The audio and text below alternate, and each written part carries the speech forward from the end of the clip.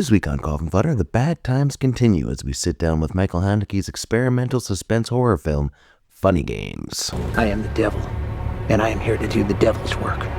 I like to dissect girls. This is God. We have such sights to show you. Look at me, Damien. It's all for you.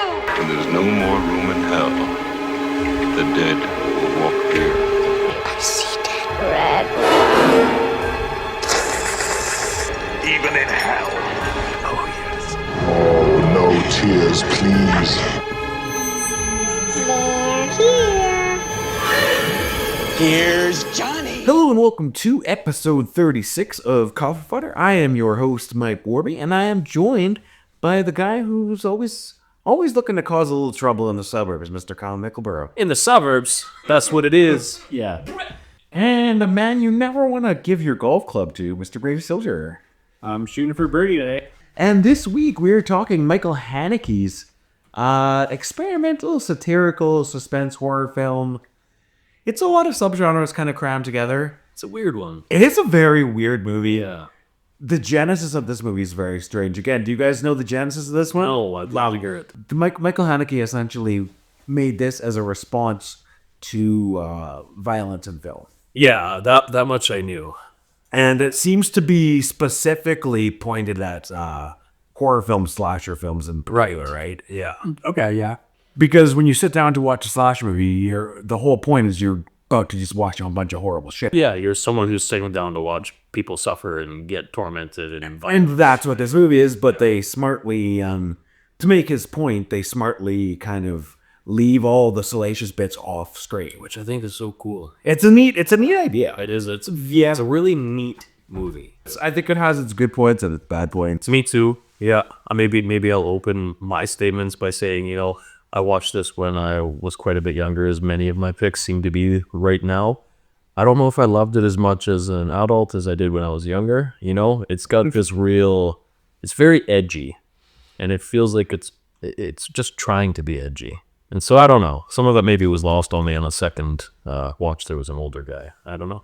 I rented this from Blockbuster in 2007 when it came out. Like, it was on the brand new shelf, and Yeah. it was like, I enjoyed the shit of it when I see it. Me too. But my opinion kind of skewed a little bit as an adult. I still enjoyed the movie, but So did I. And before we get too heavy into it, I picked this as a response to Martyr because Martyr made me think about it. Martyrs, this is like a perfect companion piece to Martyrs. Yeah, that was one of the things I was thinking of after like when I was watching it. I was like, yeah, because Martyrs ends as kind of a fuck you to the audience. Exactly. And this whole movie is a fuck you to the audience. Yeah, that's the whole point of the movie. I think, however, though, watching Martyrs prior to it and being reminded of this and then watching this after, Martyrs has a lot better message, I think. And it's probably a better Martyrs this overall. I think Martyrs has a bit more to say. Yeah. But on purpose, right? This movie specifically says nothing for a reason. It's so say one thing. Yeah, the whole point is, so yeah, Michael Haneke designed this movie as a movie that would be so frustrating that you'd hopefully turn it off. Right. I was reading something. That was like That was son of his shtick. That was like the whole point of the movie. It was meant as an experiment to see if people would turn the fuck And just keep watching this fucking horrible film. Yeah, I'd read something about him saying that, in his mind, movies should never answer a question, but they should always provide a question. And to me, that's the ultimate fuck you to an audience as well, because most people are looking to get into a film or a movie with a story or an answer of some kind. So we've talked about ambiguous endings before, and when they're not done well or they're left open-ended, you kind of feel ripped off. And that's exactly what he's doing here. It's not that it's an open-ended, it's just there's not really an end. It doesn't leave you with much. Yeah. No, it's just a series of increasingly horrible things. Sort of like you were talking about Martyrs last week. But this is sort of the opposite, because whereas Martyrs is very extreme in its violence, this film doesn't show any of the violence. Yeah, Only violence happens on screen. That's right, entire movie. Plenty of violent things are going on, but you don't see them. You're not subjected to them. I know, which is where you don't even know what is actually happening to a character. Right, because there's one very specific moment where it leaves you hanging for a second, and it took me a long time to figure out what had even just happened, which was probably one of the biggest things in the movie, and we'll get there, and I'll make sure I remind you that this is what I'm talking about. But I remember thinking, that is a big move to make, and then leave us hanging for so long, waiting to find out what actually happened. Yeah. You know what I mean? It's a movie that's frustrating on purpose, and I think it's an interesting experiment at the most. That's what I think. Anyway, Funny Games. Yeah. The movie Funny Games. So this is as I mentioned, a bit of a satirical film, kind of just poking fun at the violence. Basically, it's kind of like a Coffin Fodder fuck you. It's like, hey you fucking freaks. It is. Hey you freaks who like horror movies. You guys like this shit? You guys just want to see horrible shit happen, so here you go. Yeah, basically that. That's some artist too. So this family goes on vacation. It's George and Ann Farber. That's Naomi Watts and Tim Roth. Yeah, and they got their son Georgie with them, and they go off to like I don't know where they're supposed to be, the Hamptons or some sort of rich ass neighborhood full of. I mean, in its own way, like I know we're supposed to be on their side, but it's kind of fun watching the rich bourgeois pricks getting their fucking their shit stomped in. Yeah, a little bit. I think it's a little cathartic in this current time that we're in. It's maybe a little cathartic, A little bit. but not to the point, obviously, where I want to see the. You know, you're not cheering for the two fucking kids, but no, you're not really all that mad about some of it. Yeah, it's one of those things, right? Which is funny because that's a classic thing in a lot of slasher movies, right? A series of douchebags Getting that you can watch get killed and not be like bothered by it because like this guy sucks. This guy sucks. It's like, we know you guys want to watch people die, but here, at least we'll give you shitty people to watch die. That way you don't feel so bad. Then you can enjoy it. Yeah, that way you can enjoy the death and the horror. I wouldn't know and I didn't look, but this is pretty early. I know we're trying to tell you guys what the movie's about, but Michael Pitt, is this an early movie for him? This is during the Michael Pitt good times before he fucking got. Man, you know, I really like Michael Pitt. So did I. So yeah, these are to finish the basic synopsis of what this movie is. So yeah, they go on vacation and these two guys, one of them played by Michael Pitt, who is basically the leader of the little whatever Twosome? the little killing duo or whatever they want to Tom call and it. Jerry. Yeah. They keep referring to themselves like Beavis and Butthead, Tom and Jerry. Yeah, I think it's meant to be like these characters aren't real. It's ambiguous. Yeah, Deliberately, they need two people. Also, I love that during the film he calls I can't remember his partner's name, but he keeps calling him Tubby. Yeah, the whole movie. Yeah, and like he's like, don't call me Tubby. Yeah, it's Paul and Peter, or how they introduce themselves. Who knows what their real names are? They're probably not using their real names. Because they're Paul and Peter, which is a reference, I think, to robbing Peter to pay Paul, like that saying. That was my. I wouldn't have got that. Not neither. But it just, or it could be a reference to the apostles. That's what I figured. They're biblical names. Very abs. Could Either way. Also, they're all dressed in white too, wearing white gloves. And That's important. But we got to get back to the Michael Pitt of it all. Yeah. So Michael Pitt is a great actor. He's fucking great and everything, but he's one of those people who always gets fucking fired. So he must just be a real pain in the ass. Looks like a schmarmy douchebag. He's probably a schmarmy douchebag. So yeah. Because have you guys watched Boardwalk Empire? No. I haven't seen all of it, but I've seen. Awesome. He was awesome on that show, and he got fired from that show.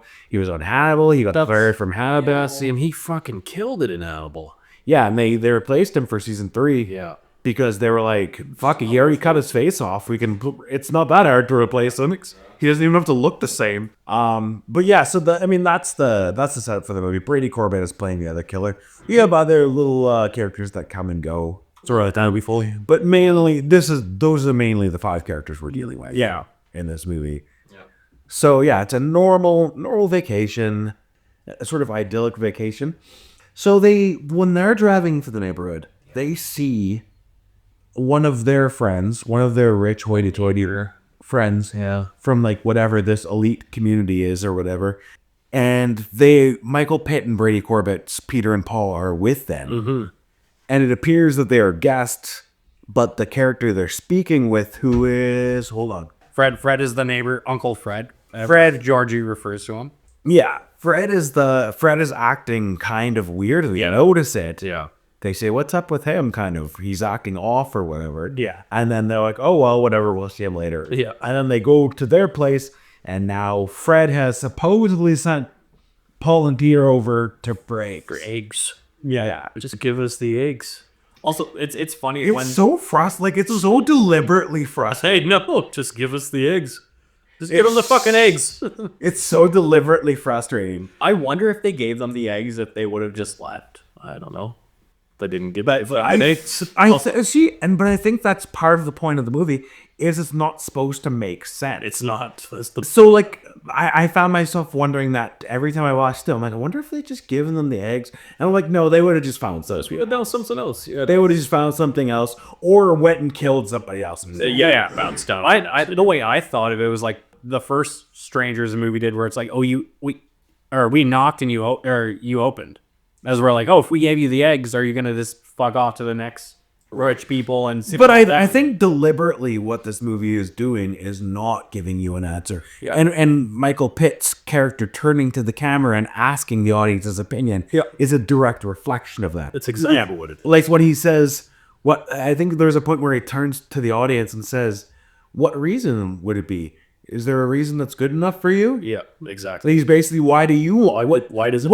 What justifies watching horrible shit happen? Yeah, Whatever you need to make this worth. Yeah, does it need to be a labor edge story? Whatever you need, that's what it is. Yeah, exactly. And that's exactly where the eggs come in. He gave them the eggs break. They didn't give them new ones, and it's like, okay, did the eggs fucking matter? Of course they don't. No, and I wonder about the significance of the eggs. Because I always wonder. I'm like, is there some significance, or is it just something like it could just be a random thing, but it could also be like, well, again, another saying, you need to break a few eggs to make an omelet. I kind of thought that a little bit too. But it's a bit of a reach. I think it is. I kind of would just chalked it up to more like it's just a way of setting something up. It's just an ask and a give, and maybe the disconnect of those two things. So the reason I wonder about it is because it seems to be this is how they start every killing. Yeah, with a small ask. They ask for eggs, break them deliberately, ask for more eggs, break those deliberately. How far will they go, right? Yeah. Also, Naomi Watts picks up broken eggs and then goes back to cooking the steak, or just like repairing the steak. That pissed me off. I was like, but why fucking eggs? Yeah. Well, she also put all the broken eggs in the dog dish, and then just dumped all the dog food out with it and everything. And I'm like, I guess if you're that rich, you can just dump bowls of dog food in the car. This shit is cheap, man. I've seen people break eggs and then put them in their dog dish for their dog to eat.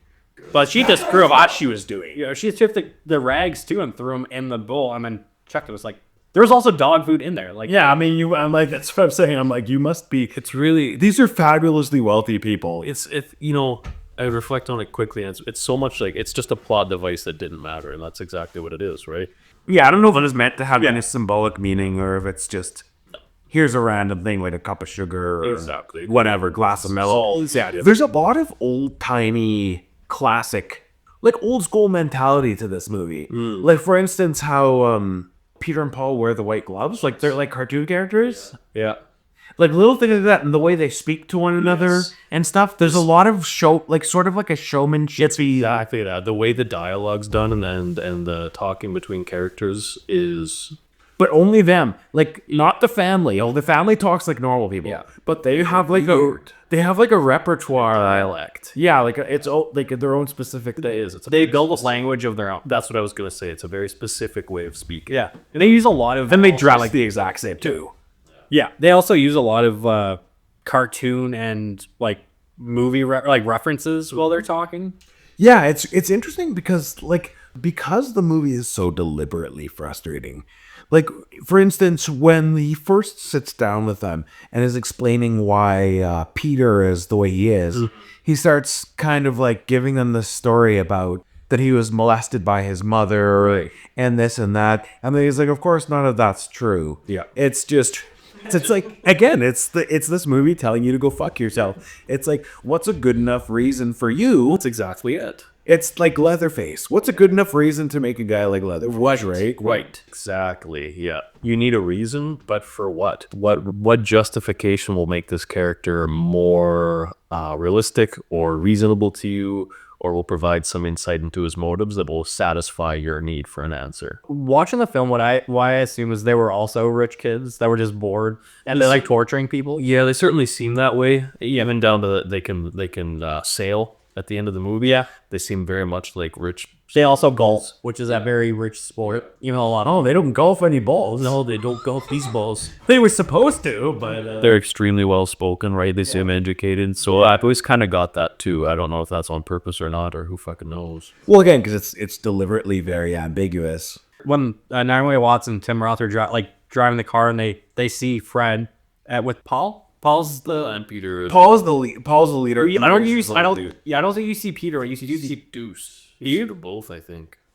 you might One or both. Like, it doesn't really. Naomi Watts rolls down the window and she's like, "Oh, you guys are practicing? That's cheating." Right, yeah. I was like, "That's funny," because we were going to go play golf with these other rich assholes, and See, and like they're like again, like they're such. I think that has to be part of like what Haneke's doing with this is making them deliberately kind of like rich, aloof douchebags. Yes. Because, man, it's the older I get watching this movie, the more I'm like I kind of want to watch these rich assholes get their shit stomped in. I think it's on purpose. Because it's like they're so pretentious. Yeah. Like they're the game they're playing in the car, which, by the way, CDs in the car. Oh, send me back to that beautiful world. Yeah. I used to have this 200 CDs in my car. Yeah. Like one 100 slip book. Yeah, under each seat. Exactly. Oh, what a beautiful world that was. Different times, man. they'll wake up to go to work trying to figure out which playlist I want or which CD I want to listen to all day for the drive and all the way out. On my disc book, you'll break my fucking CDs. Yeah. Anyway, yeah, they're super pretentious fucking game of guess the classical composer. Fucking horrible, right? Oh, that's like they put CDs in and don't let the other person look, and then guess the classical composer, guess the opera that it's from or the composition that it's from, and guess the name of the song. Like, Jesus Christ. Well, it's like, yeah, he sets you up to be happy that they're getting murdered. Or sorry, the titular song for Peter and Paul, like the random noises, like a grindcore song. Yeah. I thought that's what they were listening to for a second. I was like, they put a CD that's going like grindcore. That's another fuck you to the audience. Yes. It's like There's scenic drama. I was like, what would you call this? I'm like, would you call it noise metal? And then I googled noise metal, and it's like noise metal is a subgenre of metal where people often just put random horrible sounds in it. I'm like, oh, it's this. And I'm like, that's a boat one. It's a boat. I thought it was Brian Slam for a second. Well, it's also noise. That's the whole thing with metal. Is it's like the 200 subgenres. Right? Oh, there's way more than 200. There's I think like 1,000. Something Something of a grand slammer myself. Yes. Also, there's no music in the movie. Right? That's a background track. That's a great. I wrote that down as well. Yeah. And that again, that's that you can look at that as deliberate fuck you. Absolutely, it is. Like, we're not giving you the easy out. Yeah, we're not of controlling your emotions. That's the music. Exactly what I was gonna say. We're not gonna tell you how you should feel. Fuck you. Yeah, we're not gonna use music to convey the scene. Just watch the fucking movie. Isn't there music when Peter gets Naomi Watts' character? What's her name? Anne. When he gets Anne to take off her clothes. All the sound, I think they call that diegenic sound. I'm not sure, but if there's music in it, it's music within the movie itself. Yeah. Okay. Yeah. So I think it's actually diegenic means diegenic sound. I think means that every time we can hear music, the characters can also hear the music. Okay. But yeah, the eggs. Yeah. So Peter came over to borrow the eggs, broke them. Whoops! I'm so clumsy. Oops. Yeah. And then Naomi Watts is a little choked, but she's gonna give him. Man, the audacity of these motherfuckers, right? Like, it's so... Can you give it... And it's like, it puts you on edge, right? Because you'd want to punch the fucking face. And I broke the eggs. Can I have more eggs? Fuck you. They're doing the frat boy thing. It's like, oh, sorry, I spilled my beer. Can I have another one? Yeah, they're literally frat boying and just for eggs. They're such little dickheads, man. And I guess that's part of what they're doing too. Is like every character in this movie is like there's no likable. No, they're all unlikable. The closest up there is the kid. Maybe he's also kind of annoying too. Well, he doesn't say much throughout. That's kind of the whole problem with kid actors in a lot of movies, right? Is they're kind of annoying. No wonder he's the first in Dallas.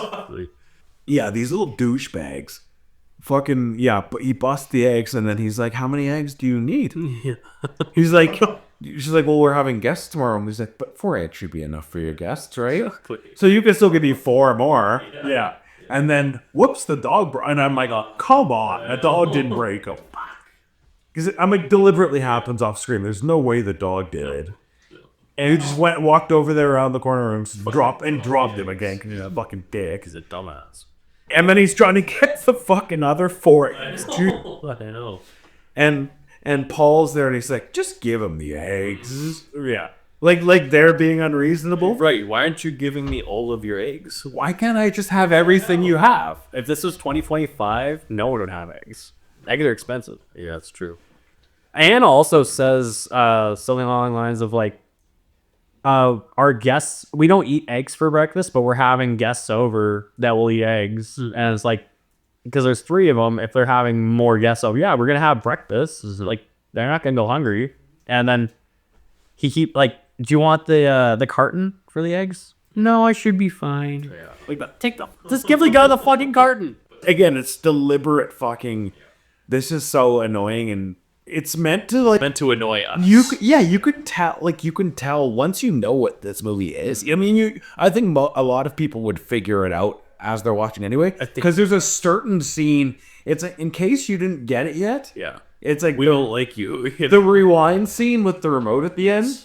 That is the scene where they're like, just in case you didn't get it. Yeah. This movie's for you because we don't like you. Yeah, it's a critique of the audience, which I think that's like one of the valid criticisms this movie gets, is that it's kind of just Michael Haneke wanking himself off for an hour and a half. That's where I say, like, it's very edgy with the purpose of being edgy, because that's kind of what I get from it too. It's him saying, look how fucking smart and pretentious I am. I'm going to show you guys you suck as an audience. It's like, dude, just fuck off and let me watch a movie. I'm just here to forget about things. Yeah, that is the question. Yeah, I think that's the main thing that people discuss about sort of the value of the film, and how much it's about as divisive as you can get. It's like I think it was 53 on. Oh yeah. So it's basically a boom right down the middle. Yeah, it's so. I mean, it's so artsy. It's such a statement that just seems so. You'd have to be pretentious to make that statement. Well, and yeah, he's like a European art house director. Right? That's what it feels. And Haneke has made some fucking cool movies though. He made this movie called Cachet. That's about husband and wife and their son. Yeah, very similar to this, but someone is filming their house and then leaving the videotapes in their mailbox. Oh yeah, and that's all they do. And they're trying to figure. So the movie is them trying to figure out who's doing this or why. Oh. Which is a fucking awesome hood. Yeah, that's our movie. Cool movie. Yeah, this is where the altercation starts. It's George is the dad, Georgie is the kid. George is the kid. Yeah. So George comes home and at first he's kind of like, honey, you're being unreasonable. Yeah, just give him every egg wheel. And then he kind of snaps back at them and changes his tune. I think he's also sort of feeling, happy wife, happy life situation, right? Yeah. He's like, if I take these guys' side, it's gonna be a bad week for me. Oh yeah. So eventually, as they continue to ask for more concessions, he eventually she keeps asking them to go. Mm-hmm. He slaps one of them, right, and that becomes the first piece of violence. I think they're deliberately trying to push people to violence, absolutely, so that they can respond. Well, and feel like, hey, I didn't start. Exactly. A self-defense kind of thing. So kind of, but I think it's more the headspace game of I'm just responding back with what you gave me. And they mention throughout the movie, hence the name Funny Games. Yeah. They mention that this is a game over and over again, and that this is the game we play. We always play this game. So they fight back, we fight harder. Yeah. Yeah, because, I mean, every single time anybody does anything, their response is fucking way out of proportion. Yeah, absolutely. They elevate what's given to them, right? A smack turns into a hostage situation. A smack turns into a busted fucking kneecap at golf. Yes. That's their response to his little slap. Fuck him up. They grab a golf club and smash his fucking kneecap in. Mm-hmm. So the way that scene is framed, I thought he got hit in the head. Well, that's where Mike's saying, like, they don't show these things on screen, so you know he gets hit, and then afterwards, eventually, you see him limping, and you can tell that it's his leg. But at first, similar with the scene that's going to come up shortly that I'll mention, but you don't know what the fuck's happened.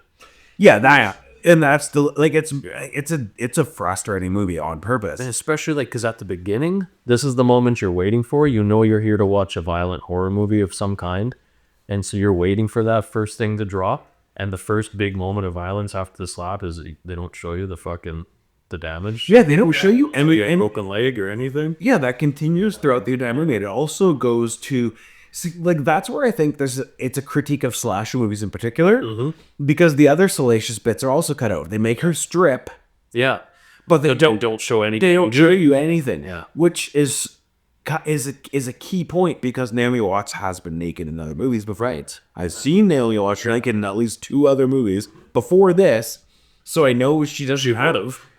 I know she doesn't have, and she was a producer on the film. Well, and even So she would have had no qualms about doing that if that was necessary. yeah, and even for the stripping, I believe it's all shot above neck. It is. It's shoulder height. You can just see her shoulders enough to see that she took her bra. Right. We've talked about gratuity, and this movie is more the absence of gratuity, whereas Martyrs showed. We wondered if it told the line between being too gratuitous or whether its message was worth how far it went. And so this movie is its message worth anything? And also, it did not get gratuitous at all. Yeah, that's what, like, I can see what the genesis of why you chose this as a companion piece to Martyrs, because it is very much like this could be a double feature. It probably could. Yeah. Like And I mean, that's sort of why I did it, right? It just happened to pop into my head when we were doing the episode, actually. And I think I switched my pick right at the end, and I was like, you know what actually works really well with this is Funny Games, another movie that's saying something. And it's violent in a sense because there's lots of nasty shit happening. but it's all suggested. It's all left to imagination. Whereas in Martyrs, it's got lots to say, but it'll show you a woman getting fucking brutally beaten by a much larger man, right? But justified by the fact that, by the time we get to the end, I would argue that its message is worth watching. It's interesting because these movies dropped within a year of each other. Oh, really? Yeah. Oh. Yeah, I think this was 2007 and Martyrs is 2008, I believe. Oh, right. Yeah, you're right. This is 2007. I knew that. I forget in Martyrs. Interesting. There's a few more things that happen. Yeah, it's basically this entire movie is just this family being increasingly tortured by these sadistic freaks, and then eventually all being murdered. Yeah, it gets to the kind of one of the bigger scenes I've been waiting to get to is where the gun comes into it, right? So the kid, I think, finds a gun and runs through the house a little bit, does his Home Alone shit. He goes to the neighbors, like Fred and Evelyn. Yeah. I believe her name's Evelyn. She's the one that Paul comes and it's like, oh, Evelyn told her to come get eggs. Right. So the first thing he could do, he escapes through the upstairs down the lattice. Yeah. Runs into the neighbor's house and, oh, gun. Yeah. I'm assuming they left the gun there. A juxtaposition where like, oh yeah, gun here. And Peter keeps saying to Georgie, oh, pull the hammer back. Tells him how to shoot it. And shoot it. Yeah. And he does, and nothing happens. And then the gun comes back into play in the house, and That's the whole thing is to keep trying to set you up for a catharsis of some kind, and then deliberately snatch it away. yeah. In this case, they snatch it away, and then there's a shot fired by Peter or Paul. I can't remember who. It's Paul. Paul's the one that pulls his right trigger. So, I mean, then it flashes to, of course, it doesn't show anything. It flashes to the family kind of a shot in the living room, right, with Anne is on the ground crying. You see a body in the background. It's not super visible. There's a poop. No, yeah. So the scene in question. So like there's some build up here. Yeah. They're restrained, Right. and they're kind of forced, and they kill. For instance, this is before they're even restrained. Actually, they've already killed the dog when they went outside to try. I'll go off claim to the fucking, yeah. Peter says he's gonna. And the noise, that is very disturbing, because it actually sounds like a dog. The dog in the middle of like trying to fight back, getting his head smashed in with the fucking. does. But the noise specifically with that, because they're on the boat and she's in the house and they all hear it. Yeah. But nobody sees it. No. As you don't see any of the violence in this movie. Yeah. But they play another game of hot and cold with her. Oh, right, where they fucking make her find the dog's body. And then she eventually opens the trunk and it comes tumbling out with the trunk. Right? So I thought that body was going to be Fred's.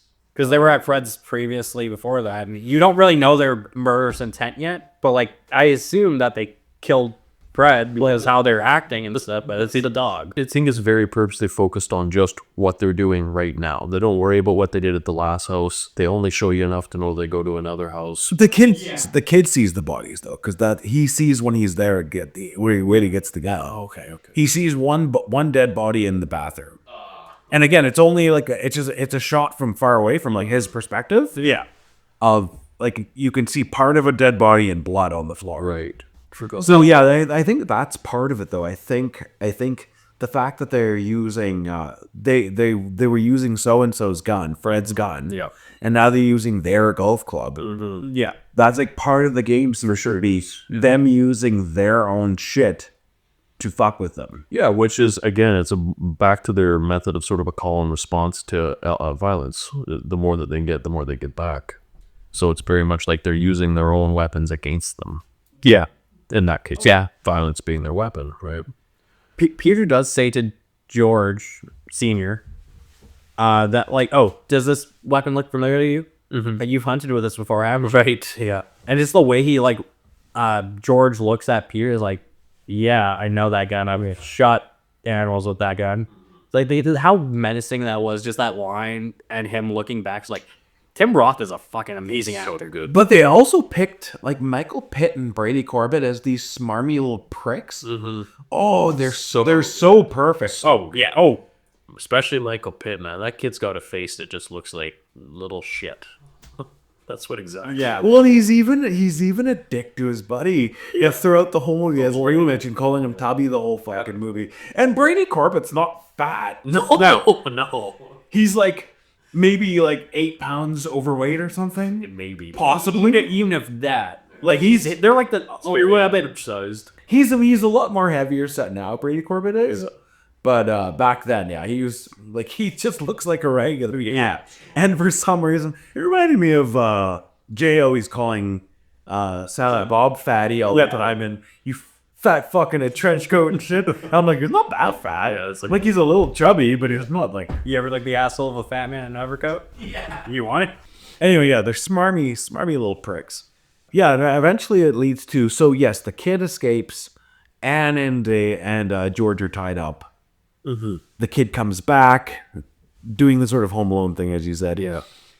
And he gets his hands on the gun and is told to pull the trigger, and nothing happens. And it turns out he already has they have the shot bucket shells, which again is just meant to piss you off. Yep. I did love when Georgie's running from the house. Like, it's a long time. It seems like a long time, and then Peter Michael Myers just appears. Right. And, like, also, for some reason, the lights keep going off and on. Like, they have motion sensors. So, because, like, he goes to a room. Like, they do that in some of the more recent Halloween movies where, like, you go through a room, the lights are off, but the lights turn on. And So, yeah, the kids tried to shoot Paul. It ain't working. And it didn't work. Anyway, yes, it's Paul. it's okay. It's Michael Pitt's character, Paul, who walks up to him and tells him how to fire the gun and tells him to do it. And then he takes him back downstairs. After he fails, obviously, he takes him back downstairs and he says to his dad, he said, "Can you believe your son just tried to shoot me with a gun? Right. He was going to kill me with a gun."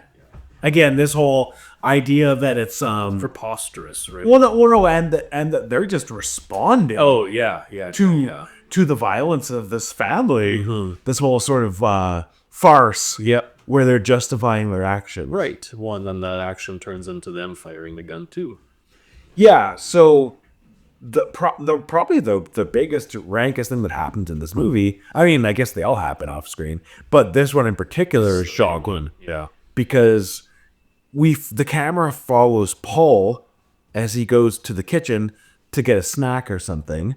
And that's a thing that happens throughout the movie. They kind of have this like veneer of decorum by the way, are you hungry? Yeah. Is there anything I can do to help? Put in mood anything? Yeah. It's like, you know what would be great? Because could you get the fuck out of my house and stop torturing me? That would be wonderful.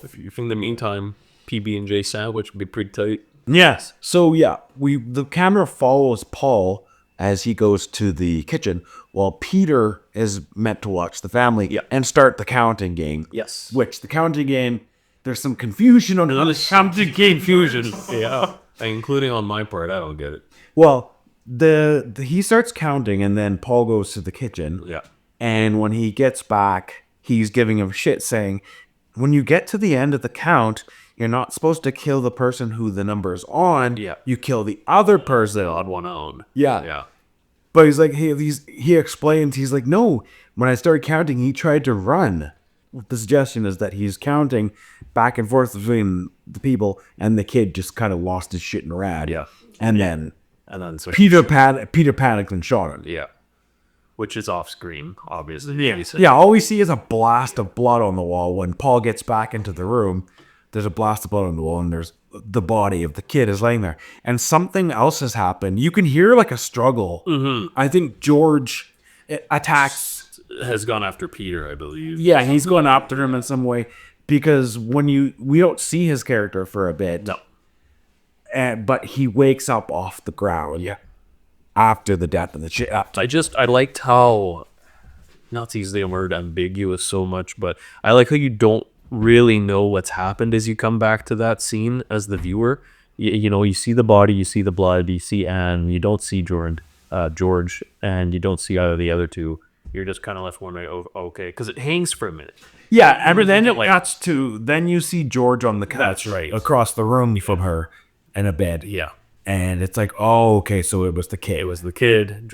George is alive, clearly fucked up. But yeah, it's an interesting spot to hang, and I think it's very effective. It draws home that point of... It's interesting because on the same connection with the kid, yeah, the scene where they're making Anne strip, which again, they leave out of the movie. The way they're motivating her to strip is by doing something to Georgie. Right.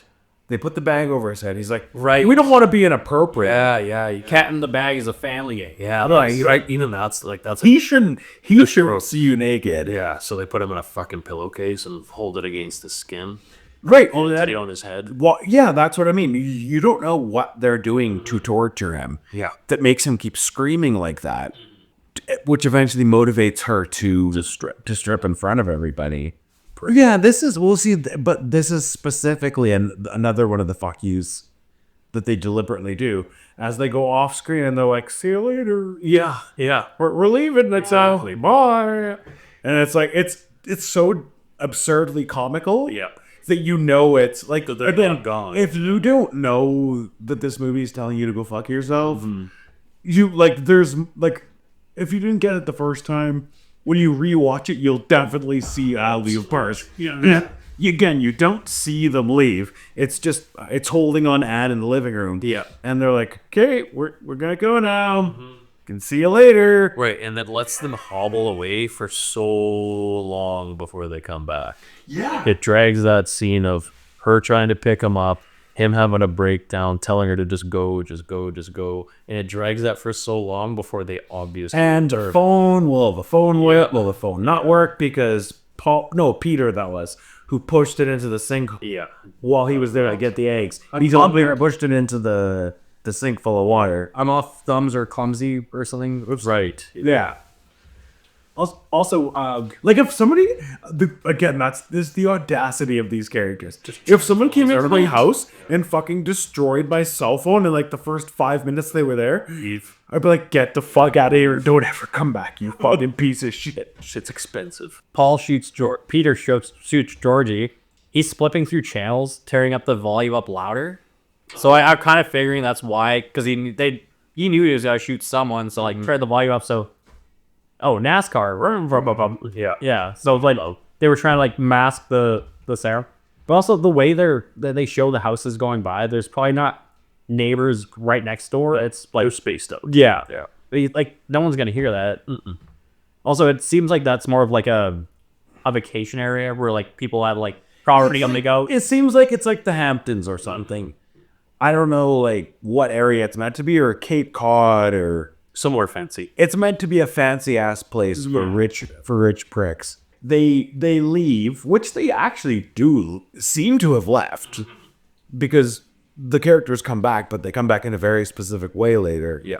So it seems like they've actually left. I don't know. It's hard to know what the nature of the game is and everything with these guys. Yeah. And again, I think it's supposed to be them being That way, yeah, you're not supposed to know. So yeah, that's Anne is helping George around the house, and as you said, George tells her to just go. Mm-hmm.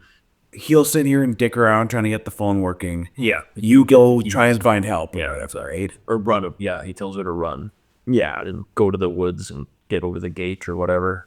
So she gets out to the street, and a vehicle comes, and she's afraid it's them, so she hides behind a tree, realizes it's not them, and then runs out after the vehicle. Too late. So then the next vehicle comes, and it's left unclear what happened, but then they return with her. So obviously that time, the time where she stayed in the road and waited, it was them. It was them. Yeah.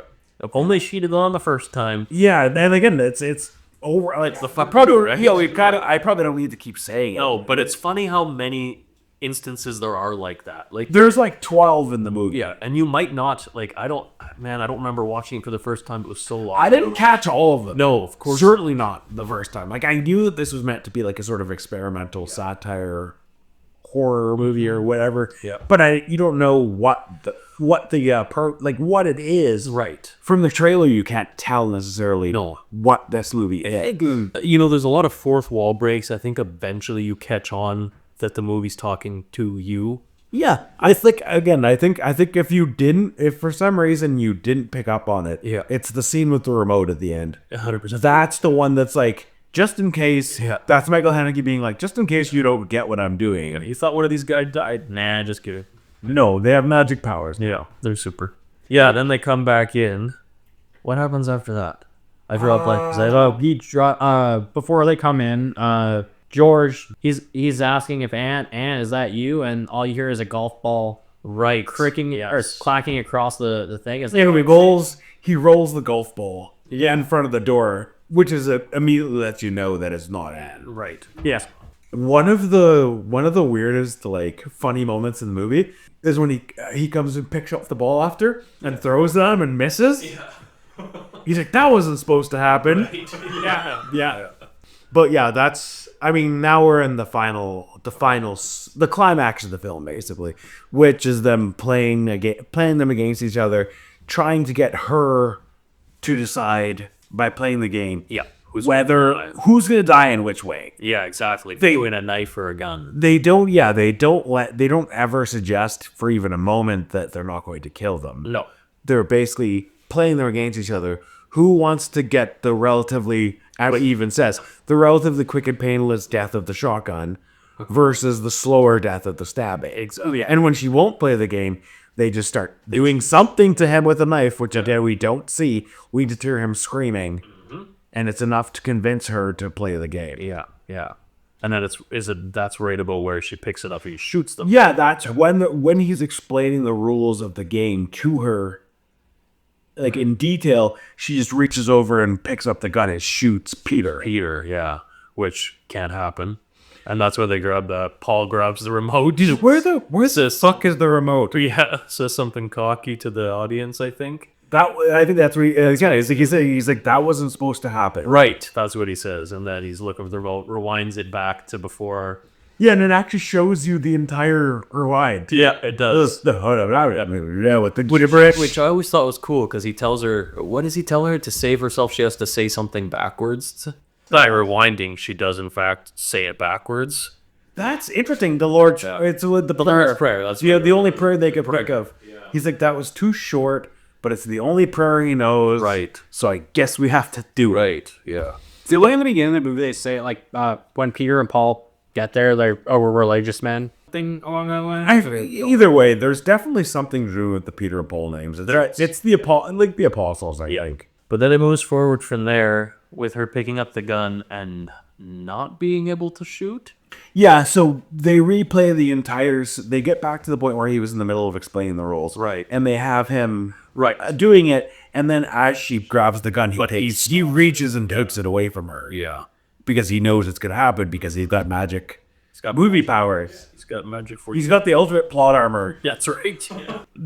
I believe the implication I think they don't even let you know. It just jumps. Does it just jump? I think it jumps from there to them taking her to the boat. That's what I thought. But the implication, I think, is that George got easy death. Yeah. He's the one who got shot with the shotgun, and they're gonna now punish her for breaking the rules of the game by taking her out and drowning her. Which I love the build up to that. They're just on a boat with her, sitting between them, and they're bantering back and forth about something that sounds very heady. It's very pretentious. Very pretentious shit. Extremely fucking pretentious. Like the divergent existence between reality, blah blah blah blah blah. So I'm just wanking themselves. A bunch of intellectual wank. Exactly. And then they just fucking out of nowhere just shove her overboard, and that's that. Yeah, and again, we don't get to see her death. We don't get to see the struggle. It's so he just goes, "Ciao, Bella," and shoves her off the side of the boat, which is so perfect for this movie, for that to be the final kill, because there's no, I mean, there's build up, but there's no build up. There's no inclination that this is where she's going to die. And again, they're being so polite and so particular with her on the boat ride. Yeah, like he says, Paul tells Peter, "Bring her over here. Bring the widow over here with us." He's like, "She's sitting over there by herself. Yeah, it's not okay." Right. It's become like everything is this big fucking to do. Let's be nice. Yeah, we have to be nice, and we have polite before we murder her. Right. Yeah. They do that throughout the movie, though. Yeah, that's what I mean. It's like this whole thing that they're doing the whole time. And it's like they're being good hosts, right? Yes. When Paul are at the dock, when her friends come on the little yacht thing, because they're all, I guess, in like kind of not a yacht, but like it's like a sailing boat. Yeah, they're sailing boats. Her friend's like, "Oh, who's your friend?" Goes, "Oh, this is Paul." And I always assumed at the end of the movie, when like he's taking her out on the waters, he's gonna kill her and then go to the next. That's once it has it with. That's what he does, but like. So he already knows the people, like he's gonna. It's the same way they got to them. Yeah, they were driving by and they were there killing the previous people. Yeah, and then they come to them and then they meet their friends, and now the next people are going to be those people are going to be their victims because it gives them an in. It's the connection that. Yeah, if they have a connection between the people scissoring each other. Yes. That's the motion I was making to Mason. It was to be entwined, not scissoring. Scissor me timber. I'll say to scissor, but it was to show entwined. Yes. So that's where they're pulling their victims from. Yeah, and that's where that's where it stops and it kind of gives you the little noisegasm again at the end. He looks basically he's like it's like a it's very much a you'll come back. Speaking of South Park, it reminds me of that fuck you, you'll pay to see it. Yeah, exactly. Yeah, what it is. That's the biggest fuck off of the movie. Yeah. Yeah, he looks at the camera and is like, "Yeah, I'm gonna do it again. Here we go. Anyway, we'll see if we get a sequel." Yeah, but that's what the movie was. Bye. Yeah. Good movie. Overall, I think I've seen it 3 or 4 times. Okay. And I've always enjoyed it, but I get the point of people calling it like a pretentious exercise. Really great. Yeah, because it very much it is on like I don't think there's any question that that's what the movie is. It's whether you see value in that enough to bother with the experience. Well, and then there's a second side of that is it pretentious on purpose, and if so, does that make it less pretentious? And I don't think it does. It still feels extremely pretentious, and I do think that he was probably trying to make it seem that way on purpose, but it just comes off as Haneke being a pretentious little prick. Yeah, and I can see, so I can see why this movie robs some people. Me too. Way. Yeah, I think this is only my second time, and I feel like it already had such diminishing returns. I feel like upon repeated viewings, I would probably like it less. The thing about it is you notice more. The more times you watch it, the more you notice the little fuck yous the audience throughout. And then it starts to feel like it's a fuck you. But then, I mean, it's but then you're like, the fuck you. But then you're starting to get like the feeling of what he was saying when he first wanted to make it, which is I wanted to make a movie where people will hopefully turn it off. Yeah.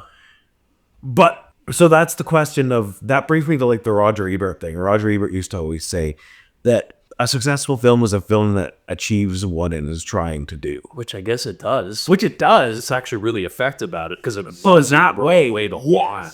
Because it does exactly what it's trying to do, but the experience of watching it is so frustrating. It is. But I mean, but that's also the point. And I don't know what I mean. I can see that. I think like this is one of those movies. Like 30 Days a Night was like a 50%, and I'm like, I don't get it, man. Right. This one, I get why it's like a 50% kind of deal, because you can just see right down the middle, half the theater being like, "What the fuck was that?" Yeah, and the other half of the theater being like, "Oh, I understand what they were doing." Right, and I mean, like you can understand it and still not enjoy it. Still not enjoy it because it like we've kind of been saying, it's doing what it does on purpose. It's saying fuck you. And there's going to be people that get it and think, hey, that's great, good job. And there's going to be people that get it and say, did you just tell me to go fuck myself? Yeah, basically. Then fuck you. I saw it in theater. Yeah, then fuck you for me. And it's like, oh, yeah, I should have. The movie's telling me I should have not come see this that's movie? right. Fine, asshole. Yeah.